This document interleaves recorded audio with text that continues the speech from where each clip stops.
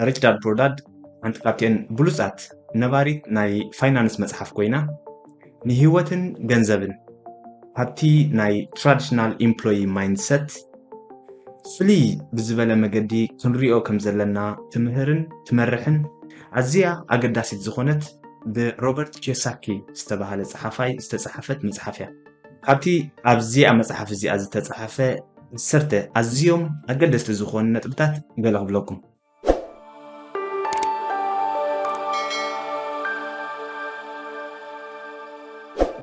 ቁጥር 1 ገንዘብካ ብግቡእ ኣመሓድር ብዙሓት ሰባት ገንዘብ ክረኽቡ ወይ ከምፁ ይኽእሉ እዮም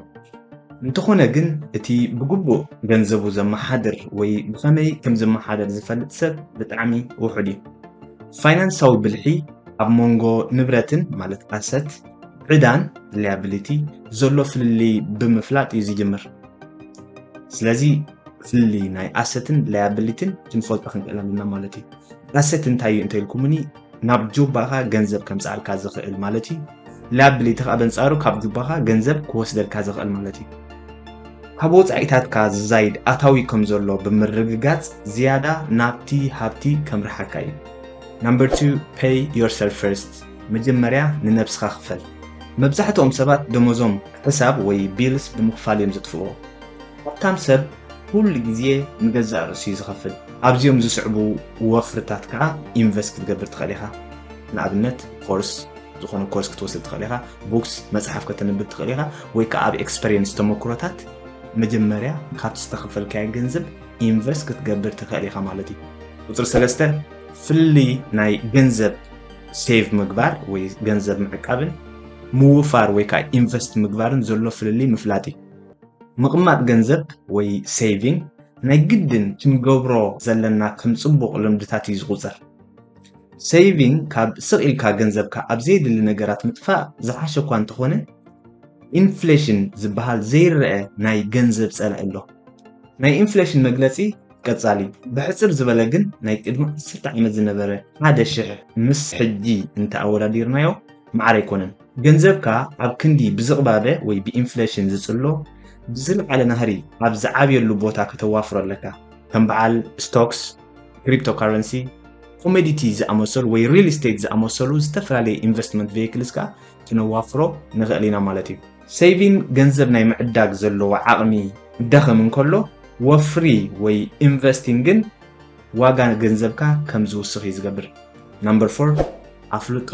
ብዛዕባ ግብሪ ብዛዕባ ታክሴሽን ሃብታም ኮይንካ ፋይናንሳዊ ትምህርቲ እንተደኣ ዘይብልካ ኣብ መወዳእታ ብዙሕ ግብሪ ክትከፍል ኢኻ መብዛሕትኡ ግዜ ሃብታማት ወፍርታቶም ኣብ ምምሃር ስለ ዝገብርዎ ከም ውፅኢቱ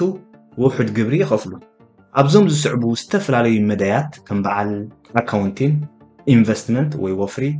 ሓይልታት ዕዳጋ ማርኬት ፎርስ ከምኡውን ሕጊ ናይ ፋይናንሳዊ ብልሒ ክህልወካ ኣለዎ ነምበር 5 ኣብ ሓደ ምንጭ እቶት ኣይትመርኮስ መብዛሕትኦም ሰባት ኣብ ሓደ ምንጭ እቶት እዮም ዝምርኮሱ ሓደ ካብኣቶም እንተኮይንካ ፈፂምካ ክትህትምን ፋይናንሻል ፍሪደም ክትረክብን ኣይትኽእልን ኢኻ ገንዘብ እትረኽበሉ ካብ 2 ክሳብ 3 ምንጪ ክህልወካ ይግባእ ብዙሕ ኣታዊታት እንተይ ፅኒሕካ ፋይናንሳዊ ቁልውላው ኣብ ዘጋጥመሉ እዋን ኣብ ዝሓሸ ኩነታት ክትህሉ ትኽእል ኢኻ ምክንያቱ ኣብ ሂወት ንሕና ክንቋፃፅሮም ዘይንኽእል ናይ ብዙሕ ናይ ኢኮኖሚ ሲቹዌሽንስ ከጋጥም ይኽእል እዩ ነምበር 6 ሪስክ ብምውሳድ ዝበላሕካ ክትከውን ትኽእል ኢኻ ሪስክ እንተዘይወሲድካ ዓቢ ኣይትኽእልን ኢኻ ማለት ኣዝኻ ዓቢ ኣይትኽእልን ኢኻ ኣብ ሂወት ገለ ዕድላት ንመስርሕ ሂወትካ ናይ ምቕያር ዓቕሚ ስለ ዘለዎ ሪስክ ትወስድ ይግባእ ነምበር 7 ኩሉ ሰብ ፋይናንሳዊ ኣፍልጦ ክህልዎ ይግባእ ብልሒ ንሽግራት ይፈትዕን ገንዘብ የምፅእን ብዘይ ፋይናንሳዊ ብልሒ ገንዘብ ነዊሕ ከይፀንሐ ዝጠፍእ ዝሕዝን ክፋል ናይ መላእ ዓለም ዘሎ ስርዓት ትምህርቲ ንገንዘብ ኢልካ ምስራሕ ዝምህር ምዃኑ እዩ እቲ መስርሕ ኣመሃራ ነቲ ገንዘብ ብኸመይ ከም ትረኽቦን ከም ተመሓድሮን ከም ትዕቅቦን ፈፂሙ ኣይምህርኒ ኣብቲ ከመይ ጌርካ ከም ትፈጥር ክትመሃርን ፋይናንሳዊ ናፅነትካ ብምውሓስ መደብ ክትገብርን ከዓ ይግባእ ነምበር 8 mindset is everything ኣተሓሳስባ ኩሉ ነገር እዩ ብኻቦ ንወዱ ኩሉ ግዜ ንሕና ነዚ ክንውንን ዓቕሚ የብልናን ይብሎ ነይሩ ሃብታም ኣቦ ግን ከምዚ ዝስዕብ ብምባል ይምህሮ ነይሩ كمي جيركا كتونو نتخيل how can you afford it بزي من قدي إزي قالو تاوي أتحساس بها ناب أون تاوي غيره برقز دما نتي علامة بس حلو تخيل من قد ثاك تركبيها أتحساس بخان كنت أأمرخان أزي أقداسي زخون نجار كتقبر قدامين نعلو كل النجار بنفسها كتأمن عليك عشعي كاباخا زبول حسابات أبكبابيخا كهلو يقبأ If you are the smartest person in the room then you are in the wrong room أبتي كفلي زبل حكاسب انتو هينكا أب زي قبو كفلي ألغا مالتي زبل أزي هبو بهلالو بلح تتكون انت دليغا كاباخا بزبول حسابات أب كبابيخا يهالو Number 10 Controlling your emotions سمعيتات كمقوصصار سمعيتاتك ክትቆጻጸር ምስ ዘይትኽእል ኩነታት መሊሱ ዝበኣሰ ጥራይ ዝኸውን እዚ መግለፂ እዚ ንውልቃዊ ይኹን ሞያዊ ናይ ህይወት ኩነታት ዘረድእ እዩ ምቁፅጻር ስምዒታዊ ሚዛንካ ትመሃርን ፋይናንሳዊ ሸጡሳትካ ንምፍጻም ክትተኩርን ድማ ይግባእ ስለዚ ከን 10 ኣገደስቲ ዝኾና ኣነ ፐርሰናል ዝተምሃር ኩለን ነጥብታት ካብዚያ መጽሓፍ ሪች ዳድ ፑር ዳድ ትብል ማለት እዚአን ይመስላ ብተወሳኺ ከምዚ ዝኣመሰለ ናይ ዝተፈላለየ መጽሓፍቲ ጽማቕ ምስ ትደልዩ